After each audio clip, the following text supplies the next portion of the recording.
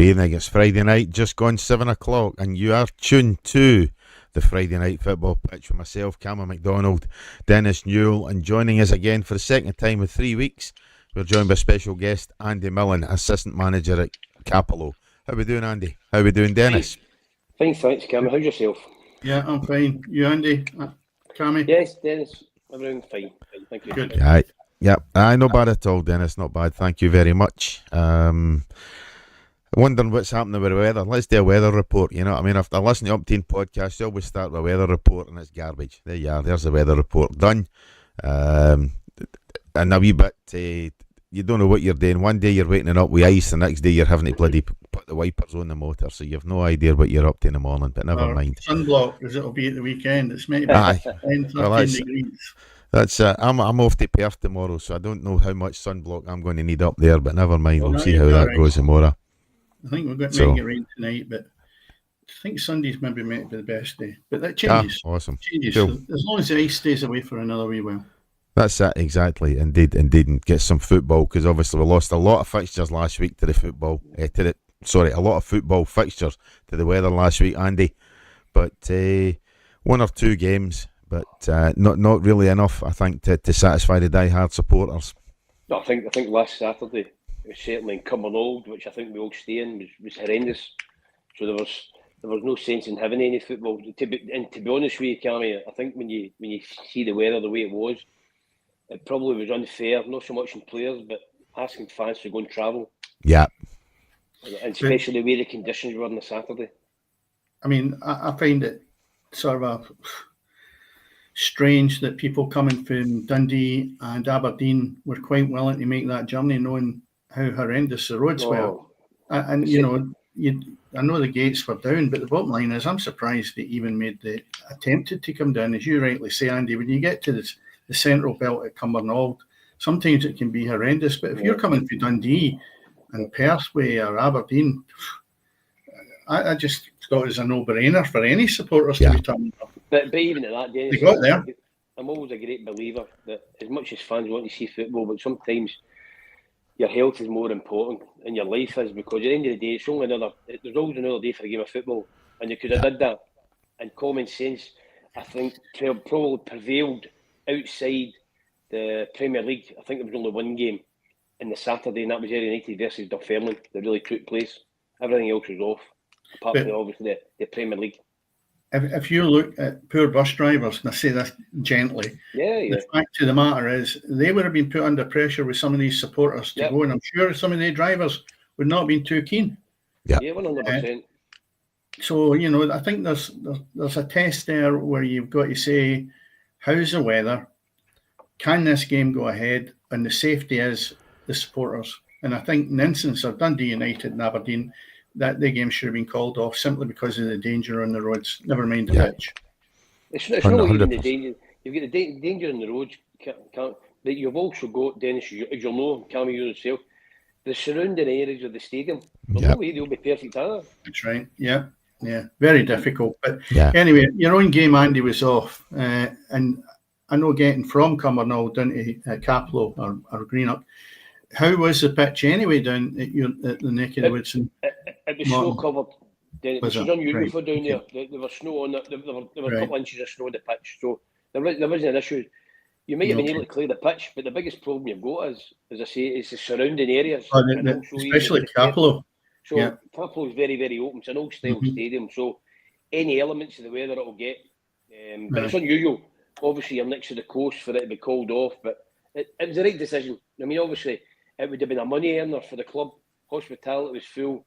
Partick Thistle are going well now in the league, and even maybe I brought in, just say, 1,000 to 1,500 people, which would have been good revenue for the club, especially with the Christmas period coming, because they've not had a home game, I think, in the last 7 weeks, Dennis. So you know yourself here, monetary thing, that's not very good for any club. No, definitely not. But, had a up and down winter, so to speak, and we're going to find that the climate changes that we've got nowadays doesn't lend itself to be predictable with what next week is. I mean, we've had ups and downs. I mean, 2 weeks ago, 2.5 weeks ago, I was playing golf in the t-shirt. Yeah. Even the weather yesterday, was like -5. Even coming on, like I say, with pure white, and then you got up this morning, it's dry, and then all of a sudden now you've got rain. So I think about plenty of football tomorrow, which is obviously mostly cup ties out with the Premier League. Well, it's Scotland, so we're well used to it to a point. Yeah. And I think we had a mild winter last year in relation to how many games were put off and how little snow we had. So I'm just hoping it doesn't come back with a vengeance this year, and we find us a lot of games wiped out. Yeah, exactly. Obviously, a lot of fixtures over the weekend, as you say. Mostly cup fixtures, certainly down in the lower leagues, that's for sure, unless you follow Clyde, obviously, who were knocked out, but never mind. That's one of these things that saves another Saturday, so that's 2 free Saturdays in a row, so I can go up to Perth, as I say, tomorrow for the day, certainly, and look forward to that tomorrow. But Dennis, we'll start in Europe. I think it's probably the right place to start this week again, as always. Mixed fortunes, I think, for our clubs in European football. 1 win, 1 draw, and obviously 1 defeat. Starting on Wednesday night, Celtic in the Champions League. A 1-1 draw at home to Club Bruges. Bruges side who obviously beat Aston Villa in the last round. Then looking at last night, you had Rangers winning 4-1 in Nice. A previously unbeaten at home Nice side. And obviously Hearts going down 2-0 to, I think it was Cercle Bruges. So as I say, mixed fortunes. But we'll start on Wednesday night, obviously in the Champions League proper. Celtic won, Bruges won. In the end, a decent point for Celtic, Andy, but not the result that they've been hoping for. I think they would have liked to get the 3 points and possibly wrap up the certain qualification. But to be fair to Bruges were a good side. Dennis, they gave Celtic problems, especially the first half. And could have been more than 1-0 up Bruges. But second half, I thought Celtic started playing the way they should be in terms on the front foot, moving the ball quicker. I thought overall, but a draw would be a fair result, personally. Yeah, I'd agree with Andy on that front. And it was a bit of a pity that the Bruges goal was a bit of a disaster for Celtic. Where the pass back was... Carter Vickers made a complete... I mean, Andy, who did you think was to blame for that? Well, what you'll find is, Dennis, the way the modern day game is, the way Brendan Rodgers' beliefs are, they play constantly out for the back, so they're getting pressured. And what happens is, the boy Kuhn has the ball, and the goalkeeper Schmeichel makes an angle, but he gives it to Vickers, but Vickers is put really under pressure, and he's probably been a bit spooked by that. And no realise where he is, possibly, because Schmeichel's nowhere near it. And Schmeichel's in the right hand, out with the goal, the right hand side. And as you'll know yourself, then, being involved in football, you're told if you're ever passing the ball back to the goalkeeper, make sure you pass it out with the goals. That's right. You're always told that. That's right. But again, who would you blame for that? It's just a modern day game.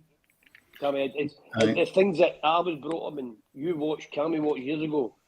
It's a belief that Celtic have got, and at Scottish level, they may get away with that, but at the top level, you're hounded, and that's what happened. And it was just spooked. And at the end of the day, Cameron Vickers will put his hand up. He's big enough to say it was my mistake and what I've done. Yeah, 100%. I don't think you can make a pass back without looking. Yeah, I think Kuhn was at fault, and I'll tell you why. He's going towards the goals. There's nobody really shutting him down. He's not under a massive pressure. And he sees that when the goals are actually in front of him, and he sees the goalkeeper moving over to his right-hand side to make the angle. And you know yourself, you don't pass it into the goal. And more so if your goalkeeper's giving you the angle. So he gives him the angle. Instead of that, Carter Vickers has got a guy about 3 or 4 feet from him. So he puts it into the worst position he possibly could have, and puts the big centre half under immense pressure, who automatically must think that he's not got time to really think it through. But you would assume if he's not gave it to the goalkeeper's got to be in the centre of his goal. So it's only a matter of taking a few steps and it's knocked out, because it didn't go in with pace. So my view is that Carter Vickers has done what he thought was the best way out of this, because the guy's shutting him down big time. And, of course, he doesn't know the goalkeeper's moved. He's not got eyes in the back of his head. But for me, Kuhn should be held responsible for that, because I just thought You're seeing it all in front of you. Your goalkeepers gave you the angle, and you've not played it in there. And I thought that was the mistake. Or who was at fault for it anyway? If we want to pick out people, because it looked terrible at the time, as if there was no understanding between them. As I say, Dennis and Kelmy, your manager Brendan Rodgers, that's his belief. It's called risk and reward, and how they play. Normally, they get away with that because they're not under as much pressure. Right, he's done that. He's done that since his Leicester days, Andy, and he makes that. There's nothing wrong with that. I'll tell you who used to be in trouble with it was Joe Hart. Joe Hart wasn't great with the ball at his feet, and it caught them out a few times. But Schmeichel's well versed in how to do this because he's good at it, you know. But you've got to give the guy the ball. As I say, we talk about Celtic, but sometimes you've got to give Bruges some credit because I thought they were decent. I thought they gave Celtic a tough time. To say the first half. Celtic get no rhythm into their game, and that's a credit to the opposition because Celtic fans sometimes get kidded on. Celtic really need to be playing at the top of their game to get the results that they need, as you showed the last few games. But yet on Wednesday, I just thought they were slightly off it. I thought you gave credit to the opposition, and Bruges did well. Maeda, whatever you want to pronounce it, was outstanding. I like him because he's my type of player. If I had 11 players in a team that I've got the same endeavour, commitment, skill, and ability to finish, you tell you what, the game would be 10 times better for it. Do you know, he's Dennis, so brilliant, and he works his socks off.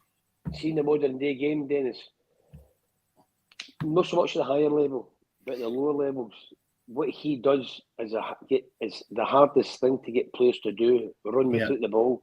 And he's brilliant at it. Yes. And he's got a fantastic work ethic as well as he's got ability. But the one thing about Maeda, Kyogo, they all run without the ball. Even the boy Kuhn, they'll run without the ball. And it's a great trait they have. The top teams all do it. But yet, when you're talking at lower levels, when you speak to players and what they do, they don't understand that. They'll go and watch them, but they'll not understand the amount of work they do. They boys do off the ball. Yeah. And the boy made this fantastic. For Greg Taylor, for him in front of him, he does some amount of running. He does brilliant, unbelievable. To me, we're not even halfway through the season, but I'll tell you what, it's going to take a big shift with some player in a team to take Player of the Year off him if he continues in the same light. You'll have a Maeda, you'll have the boy Kuhn at the moment, who's in a rich vein of form as well, Dennis. Both of them have been top players up to now for Celtic. Yeah, so the result, I think, as you say, was just about right, and it's another game in Europe that Celtic have done exceptionally well in, and they could have won it, but they didn't. So you just move on, and it's not the end of the world because the league position as they sit now, I think they're 20th, is it? I think it might be 20 when I looked. Yeah, they're in 20th place. They've got a winnable game next, Dennis, which is another tough game going to Zagreb. It will be a tough game, but it's a winnable game. It's a winnable game. And then we get young boys. The young boys is just with the Whitman boys. Never mind young boys. They've taken a hiding in every game, and I watched a bit of that. Yeah. But at that level of football, anybody can turn up, Dennis, and just come alive. You know what I mean? As I say, normally Celtic in the Champions League, a league of 4 or 5 teams, have always been at the bottom of it, Dennis. So they've actually really progressed this season with this new format, which seems to benefit them up to now. So they'll be hoping to get their points on the board rather than taking it maybe to the last game, Dennis, where if they can go to Zagreb and get 3 points, that'll basically make them, they should be 99% qualified.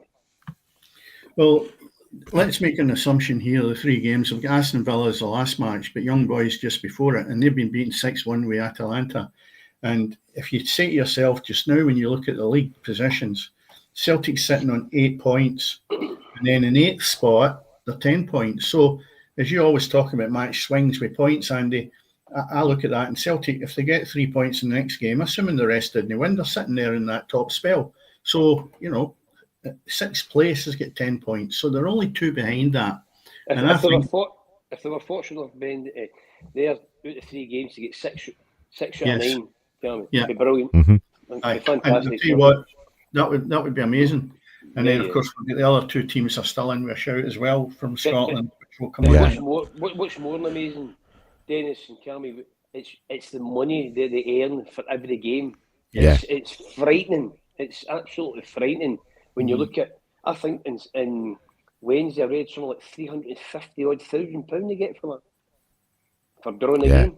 It's crazy. For one draw. That's what I'm saying. Cammy, the money, the gap now between getting to the Champions League and just say we're talking shit the Rangers at the moment, is the gulf's getting bigger and bigger all the time. Yeah. The money's massive. And this is where Rangers need that money. 100%, Cammy. They're not there at the top table just now. No. However, when we drop down into the second tier of European competition, I think Rangers are excelling. Now, whether you question their performance or not last night, to go to Nice, as I say, a side who's unbeaten at home previously all season, to put 4 past them, 3 in the first half, and then obviously you've got the traditional now Dessers blind and miss. But as I say, Rangers going to France and getting a 4-1 victory. What do you think the performances quality are up to scratch or not? That, by any manner of means, is a fantastic result. So fair play to Rangers last night, and they're definitely sitting in prime position to qualify automatically, I think, for that next round, Dennis. Yeah, let's go back to the result. The result, and when I'm finished, just remember what I've said about the result. The result was outstanding, right? There's no way that anyone would have predicted that Rangers would go there and win 4-1. And to be perfectly honest, a decent Rangers would have won it 10-1 or 8-1. And there's where the point is and the problem I've got with this for the future. If Rangers want to be at the top table, Champions League, remember we're looking at supporters here that are the guys that pay the wages here, they've got to do far better. Not taking away, again, I'll repeat it, a magnificent result. It's a results game, but what you'll find is, see that Rangers team that went out last night, see if they were playing Celtic on Saturday, they get wiped out. They would absolutely get wiped out. They were miles away from being a good footballing team. The amount of bad passes they made, and through with the goalkeeper 1-1, and no finishing games off, and the fact of against a good team. Desser, as you said there, if nobody's had a look at this, you might have a look at this. A boy in a public park would have finished that better on a Sunday league.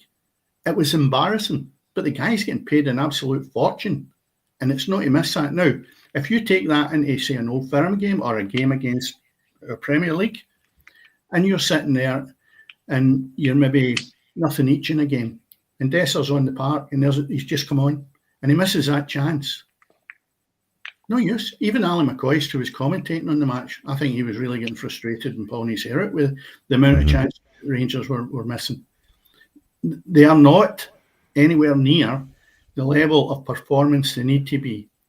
Clement has said it was a near perfect performance. I'm sorry, but the best thing that can happen to Rangers is he gets a Belgium job, because that team is not going anywhere fast if he's thinking that. If that'd be me in the dressing room after the game, I'd be really asking serious questions. How many passes went astray? How many times we cut them open and we didn't convert and finish it and make it really entertaining to the public that were there? Didn't do it. And it says a lot about the fact that Nice, I think, had maybe half a dozen players regular missing. And also, when you look at the stadium was half empty. Yeah. And it speaks volumes as well about who Rangers were actually playing. I know I look doom and gloom. I'm being realistic about what I seen last night. Great result. Performance-wise, still a mile off the pace of where you need to be. And I'll tell you what, if they go against Tottenham like that, who are struggling, they're a hot and cold team in the next game. They can do one or two things. Mm-hmm. They'll either get annihilated, or Tottenham will be in a position where they just think they've only got to turn up. Yep. But I'll tell you what, here's the litmus test for the next game. I hope I'm proved wrong, because it's great to see Rangers in the position they're in, and they've had the rub of the green. Let's see if they can progress for the next couple of games that they've got coming up. Yeah. I mean, it's maybe a bit of a rant about how I feel about it, but I'm just looking at it and thinking people are going and digging holes in this cold, windy weather that we've been talking about, and ice and all the rest of it. if they turned up to their work and put in the same shift as some of these guys did in the park, they wouldn't be working next week. Yeah, but that said, Andy, the result is far more important than what the performance is. And as I say, going to France and getting a 4-1 victory by any manner of means is still a fantastic result. And it serves Rangers well to get them close to that next round. Certainly, okay, they've got Spurs, they've got Manchester United coming up in future games, but they're sat there in 8th place just now on 10 points, level with Spurs, I think, who are below them.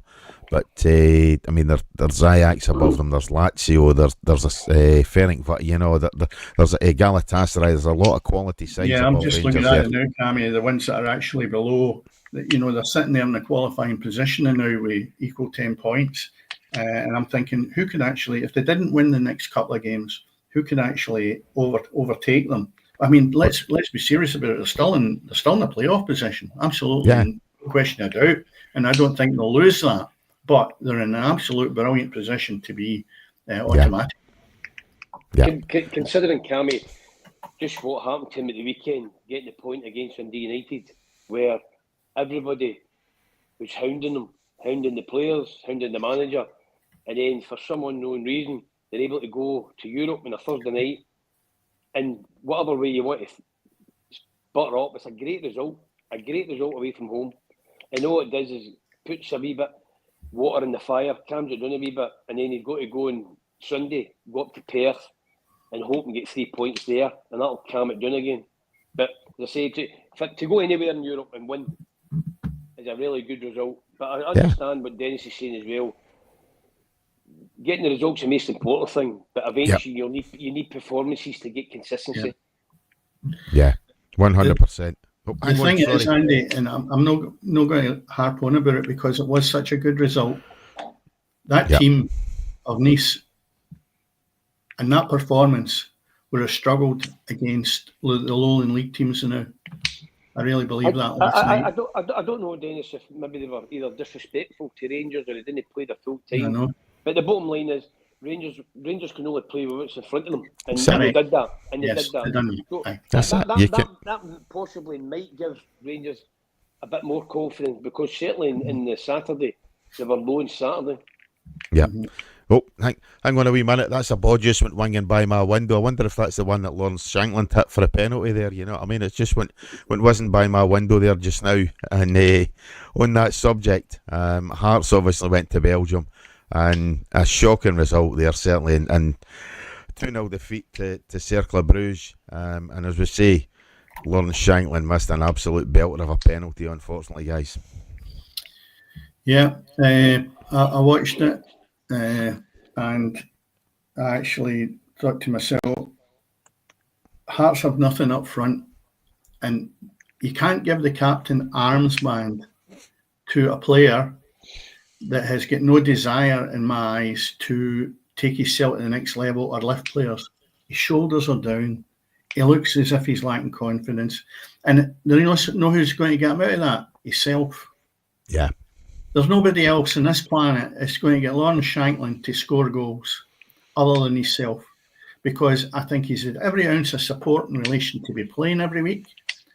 I don't think they are giving him absolutely brilliant quality in the box. But it does get service, and a good striker should be on his toes thinking, I need to be sharper here.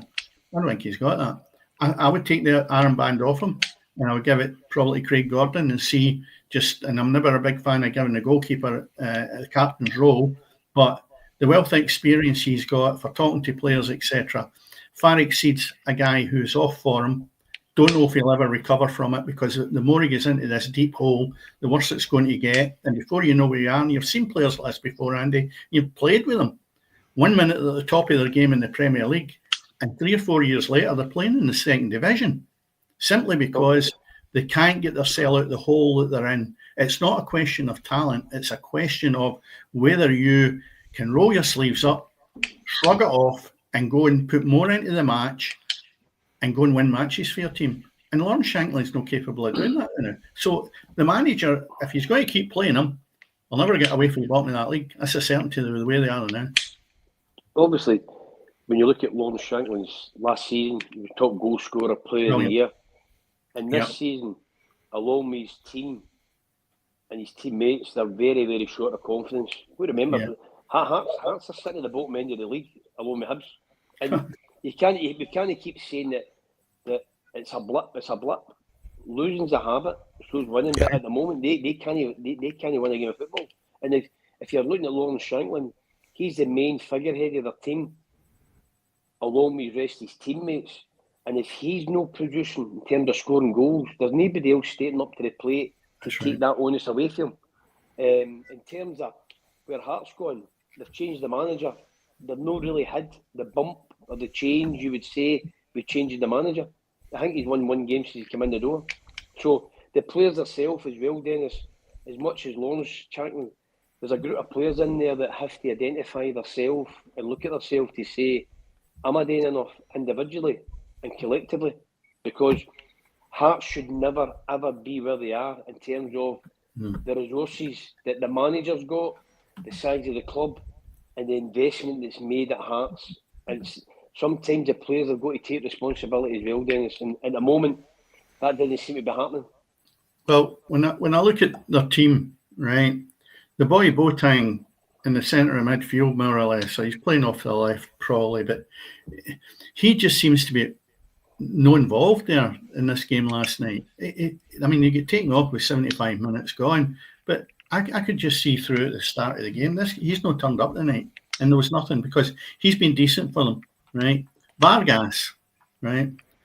He thinks he's better than what he is, and that's my big problem with him. Yeah. Now, he's not going to help your captain because he thinks he should be playing somewhere else in Real Madrid or something.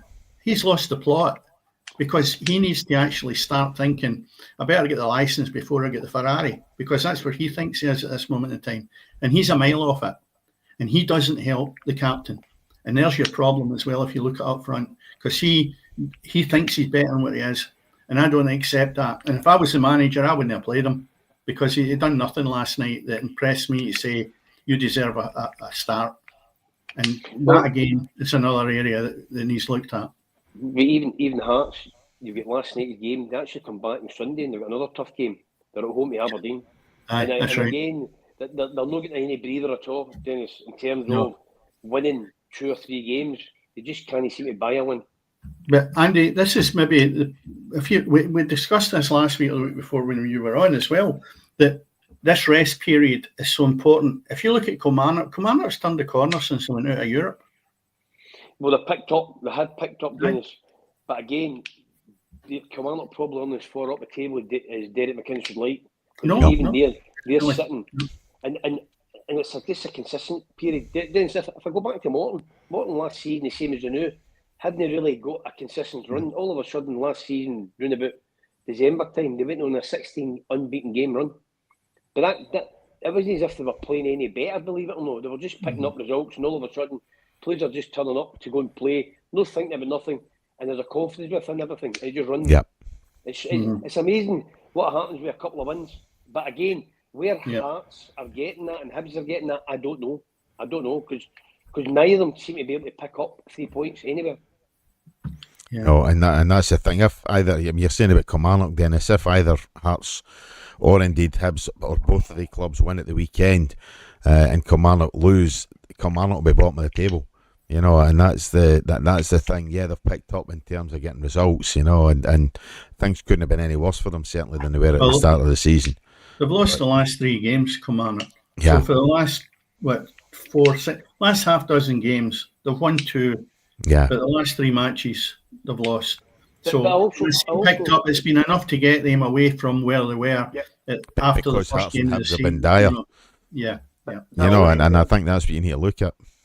I also heard Derek saying during the week, I think that Kilmarnock are only 3 points off where they were this time last year, which means they went on a really good run last season as well. Yeah. But all the teams will be looking for that, because I always said, Dennis and Cammy, that now come December and January time, that's when all the horses start taking their place or where they want to go to. Yeah. Not all the teams will be the same. That's what you know. And you'll maybe get one team out the league that goes on a run. But normally... The thing is, Andy, there's a lot of favourites as far as horses would go at the bottom of that Premier League this year. 100%, Dennis. There's no a big gap at the moment. I keep saying Hibs and Hearts. Everybody says you expect them to pick up, and you do expect them to pick up. But when are they going to pick up? And if they're going to pick up, because neither of the two teams should be anywhere near that with the resources they've got. No, anywhere near that.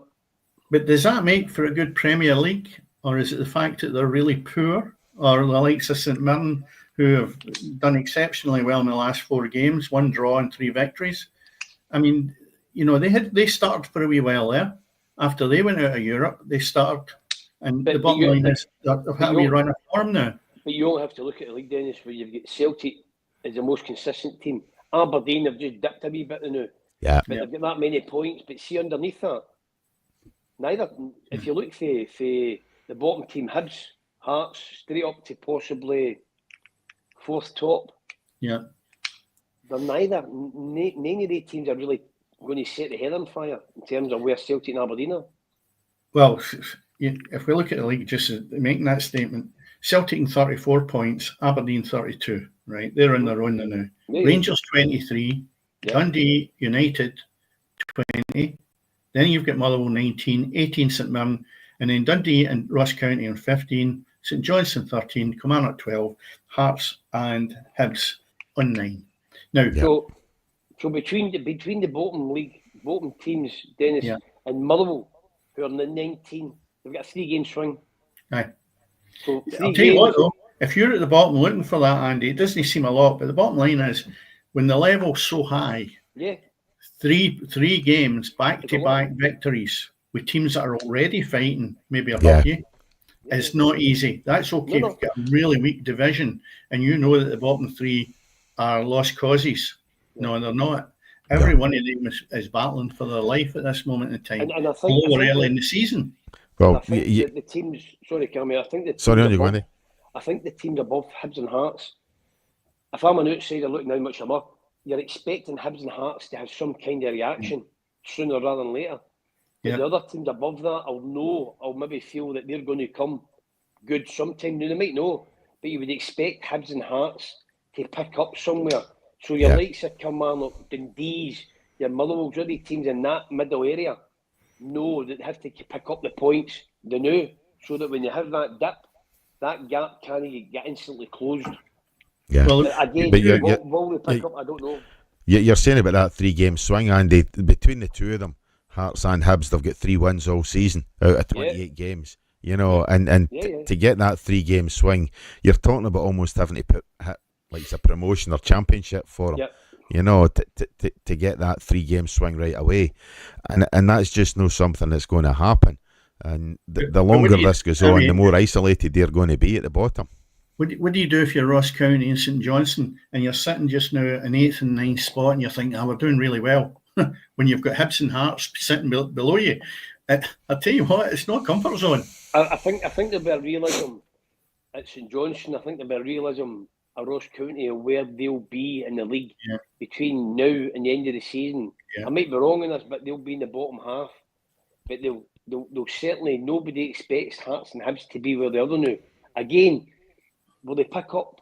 You would think they'll pick up, but they might not, because as the games start whittling down and they're no still winning games, it's a major problem, Dennis. Hibs can't buy a win. Even when they're in front, they can't hold on to the lead. Well, if you look at the fixtures and we look at these points at this moment in time, there's a right battle on its own. Dundee United have got St Mirren. Now, that's no life-threatening in relation to relegation, but if Dundee United win that, they are sitting up there beside Rangers. If St Mirren win it, they've leapfrogged Motherwell if Motherwell don't get a result against Hibs. And then Hibs has got the lifeline because they're at Fir Park and Hibs have got to go there and try and get something out of it. After a really, really entertaining match, I would say, against Aberdeen on Tuesday night. I don't know if anybody caught it. But, caught the highlights. Yeah, I watched a good bit of it. And Hibs were better. They really were better.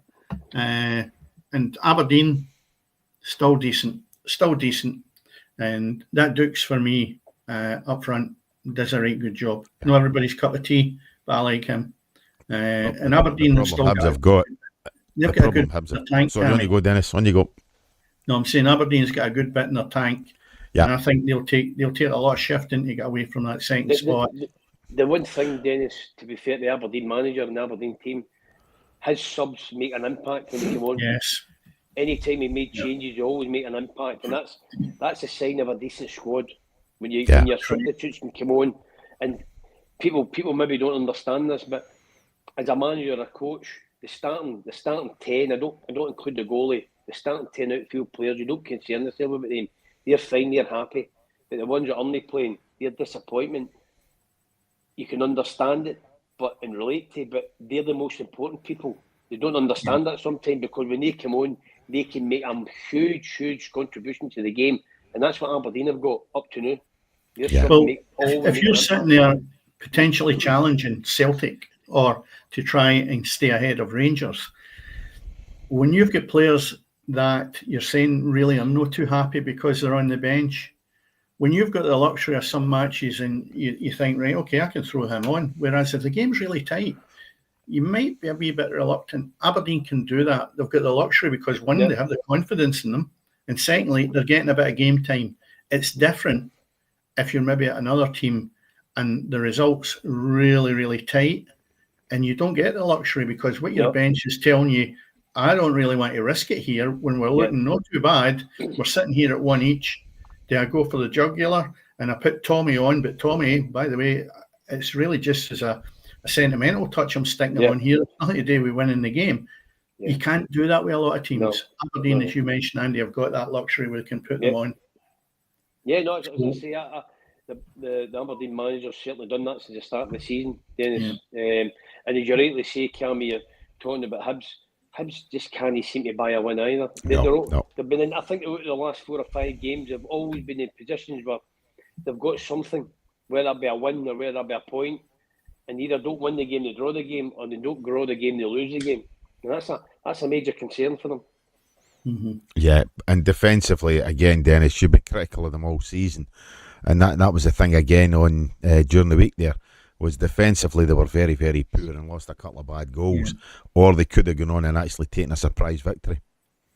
Well, let's put it this way. I thought their defence was a little bit better than what they've been, right? But they still conceded 3 goals. Yeah. And when you look at the amount of goals that was scored between the two teams, 3 of them were scored in injury time. Injury time, yeah. Minutes, 96 and 95 for the Aberdeen one. So you look at that and you say to yourself, where's the concentration in that Hibs defence? Yeah. And you say, well, okay, the bottom line is Hibs have managed that and could ask the same question with Aberdeen because they lost 2, Hibs lost 1 in injury time. But the way I look at it is they should be shoring that up. Total confidence is what they want from defending well. And I would still say it's not a great result, but it's a point on the board, which is matched them up with Hearts at this moment in time. As you rightly say, Dennis, they are vulnerable because they're not used to winning games, so they're a bit fragile. Right. But the point's better than nothing. And I think if they'd have lost the game, it would have put even more pressure under the Hibs manager. And you don't like seeing it as a young guy, but realistically, at the moment, they've not done well enough for him at all. No, I think, and to be honest though, Andy, I think that's maybe a lifeline. If you look, I look at one of the best managers in the world ever, and he was literally a game away from getting the sack, Alex Ferguson. Yep. You know, 100%. So I always have hope for managers that are struggling a little bit and say, I'll tell you what, you've got a lifeline, they're going to take it.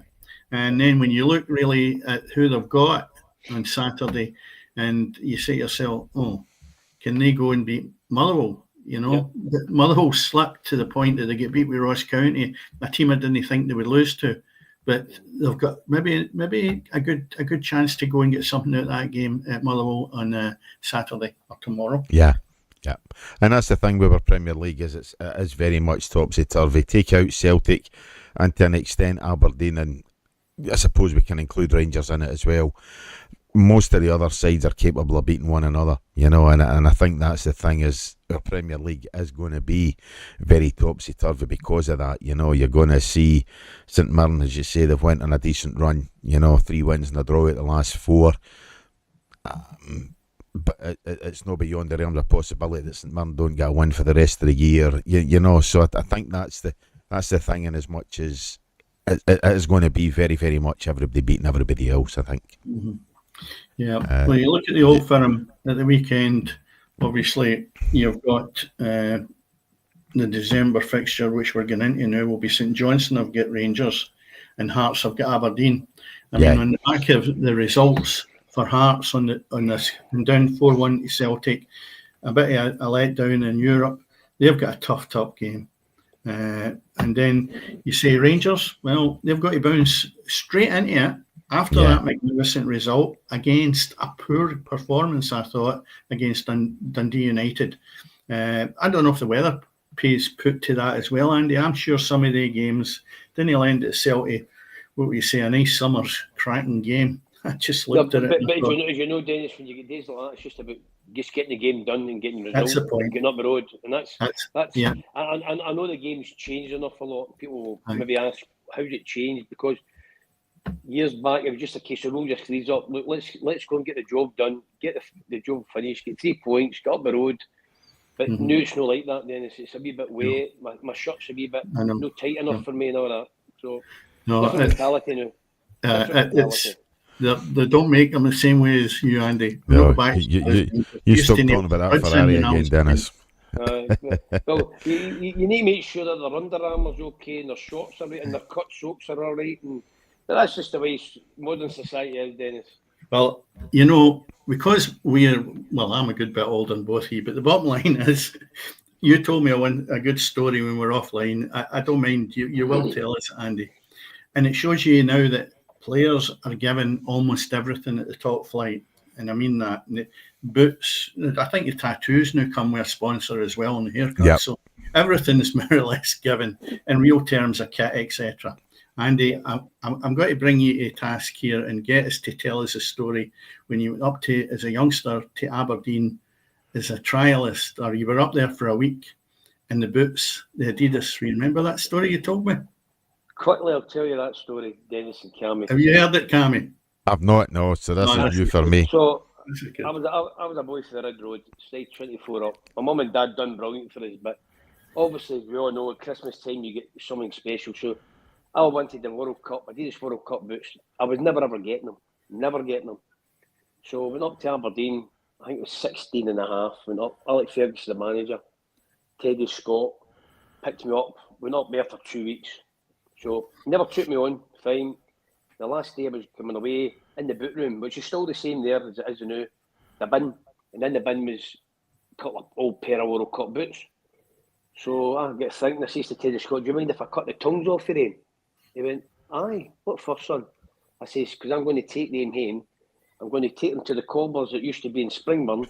I'm going to get them as sore as tongues on, so people would think I had a pair of World Cup boots. And that was my claim to fame then, Dennis. So, brilliant. That was brilliant. I couldn't afford them, but people could maybe think I had them, but I never had them. Brilliant story, though. But that was reality back then. You know what I mean? Listen, it doesn't happen anymore. People would give up their mortgage to make sure their kids have got their boots. Well, the thing is now, it was only black boots I used to wear, and anybody used to wear. Now, if you don't get black and white boots now, it's all coloured now. To wear a pair of black and white boots is really unusual. Yeah. Have you still got the World Cup boots, Andy? They're in, Dennis, there's a true I know that. Name. I've got World Cup boots that they brought out years ago in early 2000s. They remade them, but they're mouldies, and they're in the garage, you know. Yeah, I know you've got a load of boots in there. By the way, they were made of kangaroo hide. Yeah. Absolutely magnificent pair of boots, Cammy. They were so lightweight as well. Considering what was around at the time. As I say, my mum, brilliant. They done brilliant for me, but I could never ever get the top of the range World Cup boots, and that's my only way I got them. Brilliant. The tongues. The tongues. Sorry about that story. No, that's a great story, Andy. I love it. I've told a few people that, by the way, mate, so don't worry about it. By the way, it is true. I know. Yeah. And neither of the two of you are maybe aware of this, obviously, but occasionally the who we used to record the podcast with, they'll sometimes clip wee bits of the podcast, and I'm hoping to hell they can just clip that wee bit, you know what I mean? The old artificial intelligence stuff, you know. So I'm hoping that they clip that wee bit, Andy, just so as I can get that posted on itself online. What you're talking about is right on the tip of my head. I know, I knew that right away, you know. That's why I thought I'm trying to keep this simple so as you two guys would understand what I was talking about, you know. Or that Dennis will be better than me. Online nonsense. Well, Dennis is our technical expert, remember. Right, anyway, let's batter on this because time is flying by. So we mentioned there the Hibs drawn with Aberdeen during the week. The fixtures coming up now are Celtic have Ross County tomorrow, Dundee United playing St Mirren, Kilmarnock Dundee, and Motherwell Hibernian. Tough game for Ross County coming to Parkhead. I think Celtic should be able to see that out. Andy, I don't know if you think the same. I just think at this time of the season, Celtic will be fresh enough and they know they've got to keep that relentless winning and keep that gap as big as they can between them and Rangers and even Aberdeen. Yeah. I say Celtic home win for me, Dennis. Yeah. Comfortably. A good game is Dundee United St Mirren. I think that's a cracker.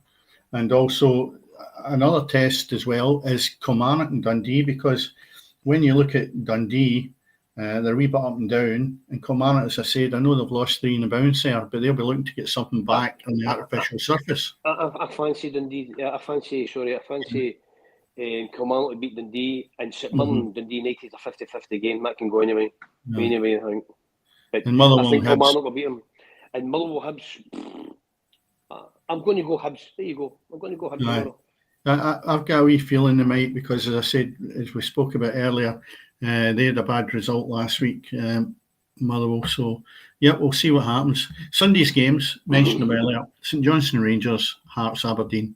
I think Rangers will win that game comfortably, even though I've put a wee bit of kicking into them for various things. I think going up to Perth, Rangers will win that, maybe 3 or 4 goals. And Hearts against Aberdeen, I do think that's a real tester for Hearts. If they could get a draw out of that, I would think that's a great result for them. I think Rangers will beat St Johnstone, and I think at Tynecastle, if Aberdeen want to continue catching on to Celtic, they need to go and win that game, Dennis.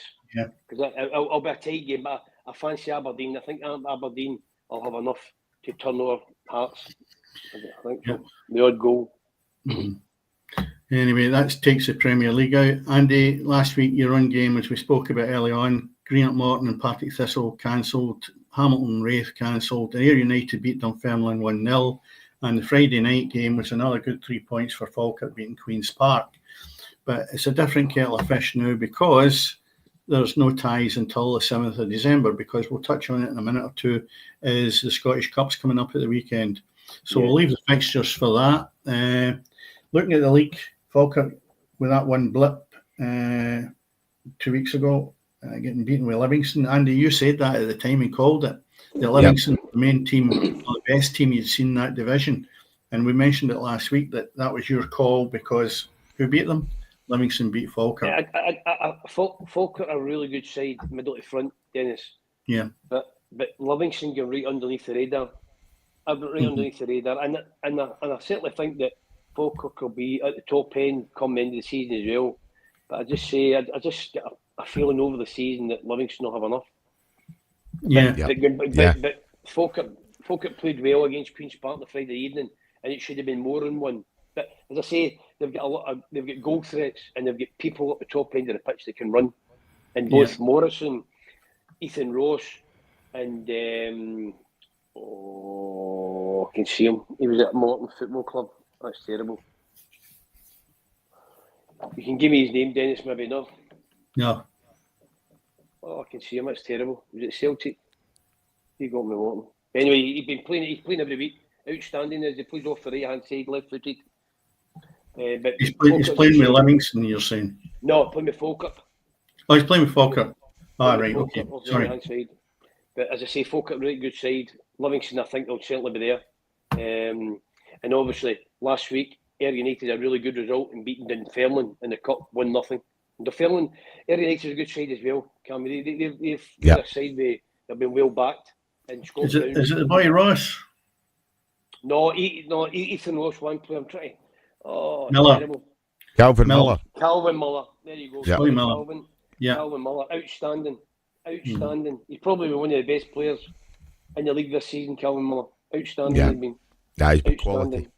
Outstanding. As I say, I saw them at home to Dunfermline and was very, very impressed with what I saw. Yeah. You know, obviously it's only a 3 or 4 minute walk from my front door down to Falkirk Stadium, you know, so I saw them against Dunfermline a couple of weeks ago, so that was us. They're a good side, Cammy. Middle to front, Yeah. good. They moved the ball well, and John McGlynn got them playing really good stuff. Yeah, and they've got a decent keeper in Hogarth as well. And your own team, Andy, that had a good result a couple of weeks ago when you were on the Friday night. Saturday, you went to Wraith Rovers and get a result. That was a good 3 points because you needed that. 3 points. Oh, but it's a tough place to go and play, Dennis. That's the first game they've lost this season at home. First half, we played well, although Wraith had a few chances as well, but we were 2-0 up and the boys go through. The boy we've got in loan from Motherwell, Philip, can't pronounce his second name because he's Serbian. But anyway, that's for another story. He goes through 1-1. If he scores that, game's done. But not. Wraith Rovers, to be fair, came out the second half, scored, equalised, and they looked as if they were going to go and win the game. And then we scored with a last kick of the ball, sucker punch. So it was a big result away from home. But the hardest thing for us, Dennis, we've not been too consistent enough. No. And we need to try and get some consistency into our game. As I say, always say, between now and December, I'll really set the tone of where we're looking to go. Yeah. I'm just looking, Andy. When's your next game? We play Livingston next week. Next Saturday, a week on Saturday. We play tomorrow. Play Scottish Cup tomorrow. Right. But the teams above us, Dennis, in terms of the championship, the finance, the likes of a Wraith Rovers, a Falkirk, a Partick Thistle, Queen's Park. Yeah. I mean, we're probably on a par with Ayr United, Airdrie. The rest of the teams will blow us out the water. Mm-hmm. Well, listen, people don't want to hear that right enough. I know that, but if you look at it, you've only one spot to find that you need to beat because Airdrie are definitely going down.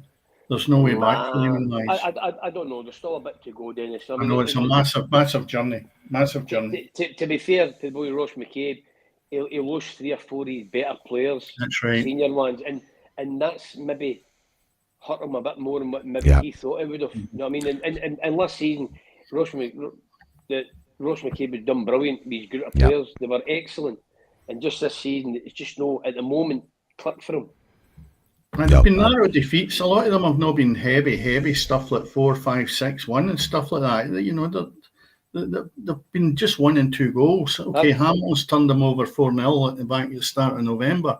But you just look at it and you say to yourself, it's not every week this is happening. So there might be a glimmer of hope. But that's what I'm saying, Dennis, that 1 goal swing can go against you. Sometimes you maybe get luck and it goes for you and it's maybe going against them. But it just shows you management. Last year they were talking about the boy Ross McCabe going here, there and everywhere. And at the moment, nobody's talking about him. And that's how quick football can change. I think the thing is he's pretty much secured in the job. I mean, I think they're talking about giving him a new contract and things like that for next season, which fair credit to the Airdrie board. They're obviously aware of the circumstances he's operating under. They seem to have that wee bit of realism about them, you know, and certainly if they're talking about offering a manager a new contract who's isolated at the foot of the table, that speaks volumes for them in terms of obviously a few of the players he's lost. I mean, a lot of these guys have been playing European football because I think 3 or 4 of them went over to Ireland, you know, so they've been playing in Europe this season, and there's a measure. They were in last season's championship in Scotland, and this season they've been playing in Europe, you know, so it tells you what the youth policy and everything else and the policy of scouting players at Airdrie has been over the last few seasons. So who's to say that they won't turn things around and come right back up again next season if they do go down? The one word you used there, Cammy, that I always use is realism. Realism, And if you've got that at your club, you'll be fine. If you haven't got that between the people that run it, between the supporters and the people who run it, then you're in trouble. You're in trouble. But they've got to be a realism, Cammy, because somewhere along the line, the kind of money that's getting spent in the championship, there will be trouble for some clubs because there's only one golden ticket. And if you knew the finances getting spent with some of these clubs, it's frightening. Yeah. Absolutely frightening. And by the way, good luck to the players, no harm in that. But there's only one golden ticket. Yep. And if they don't get up, who knows what will happen. Oh, they could end up near the bottom the following season because all the finances have dried up. Well, you only have to look at what happened to Inverness. You only have to look at what's happened at Dumbarton. That's through possible neglect a wee bit and how it's been run and overspending, and that's what happens. Yep. Denny, we only have a few minutes left. Dennis, you want to run through the Scottish Cup fixtures, or do you want me to do that? Or well, if you've got it there, I don't mind. I've got them here. I don't mind. Well, currently just now down at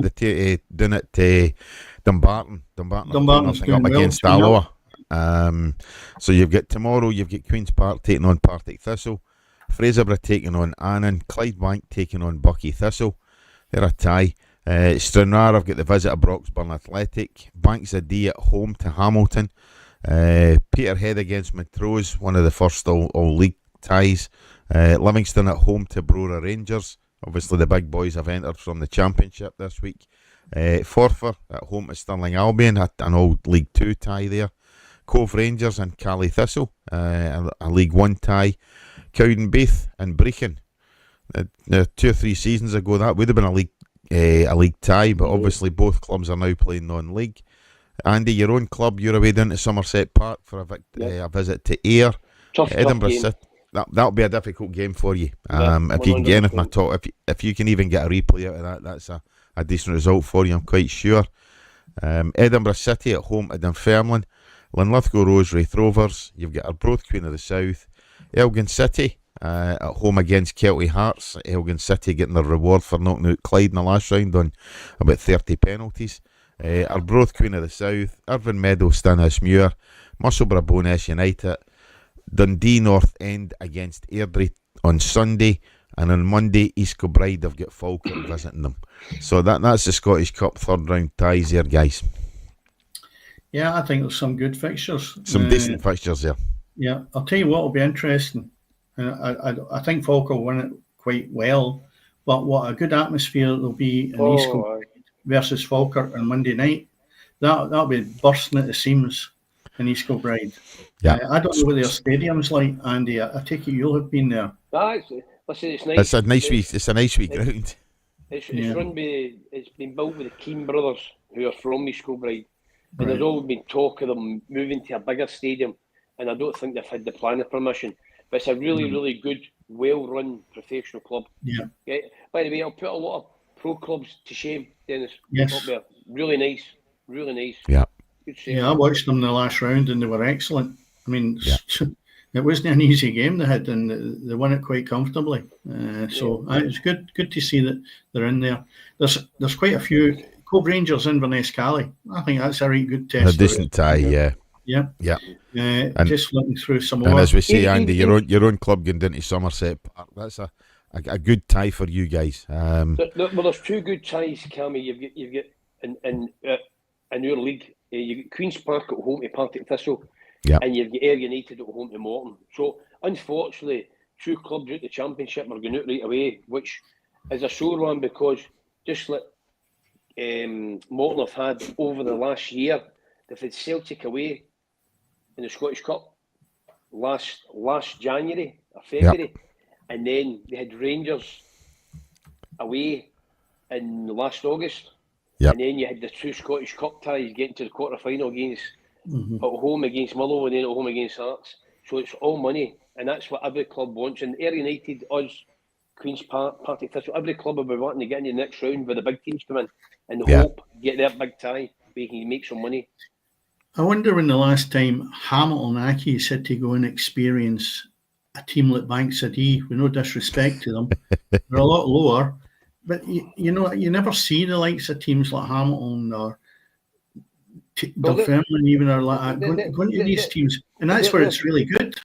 There's Airdrie. Airdrie's going up to Dundee as well, aren't they, on the Sunday? Aye, Dundee North End, Tough. By the way, Dennis, tough games. They'll be tough games.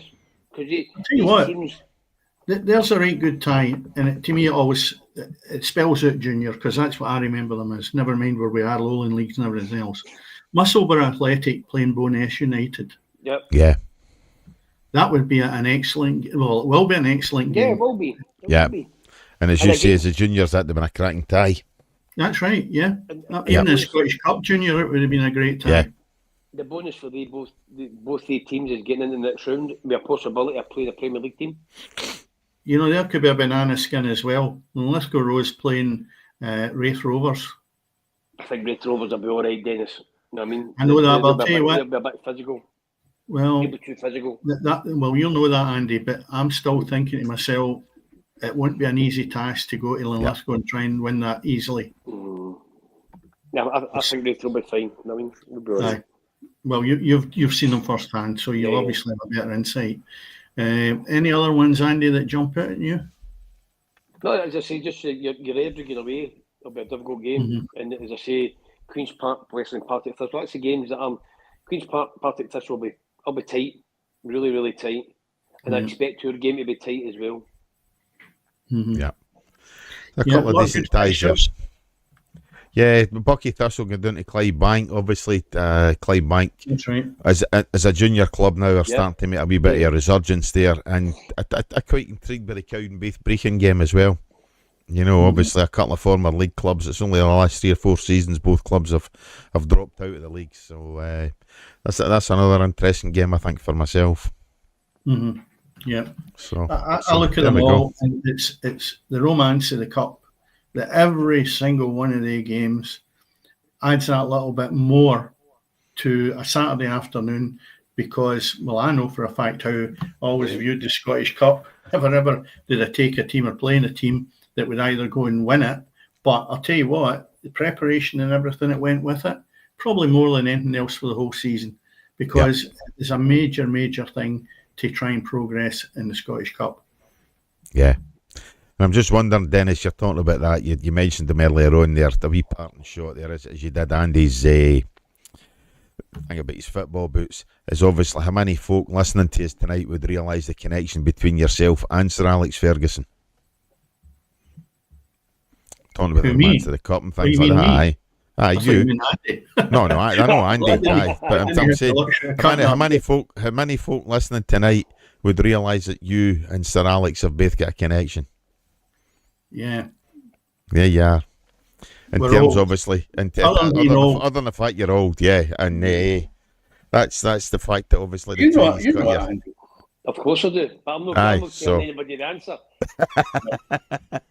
Do we put that as a quiz question for next week? Correct. No, it's not a hard one. It's definitely not a hard one. You don't need to look much into it, you know, but there we are.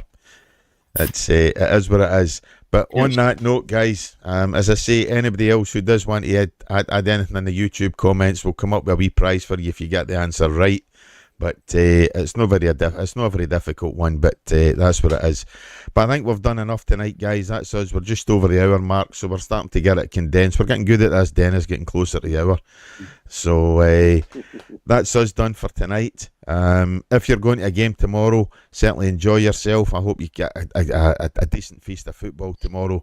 And just remember, it is always happening on the pitch. Just like, subscribe, comment, follow us on YouTube, and we'll catch you again. Same time, same place next week. Good night. Good night. Good night, Cammy, and all the best in the cup tie tomorrow, Andy. Thanks, Dennis. Good night.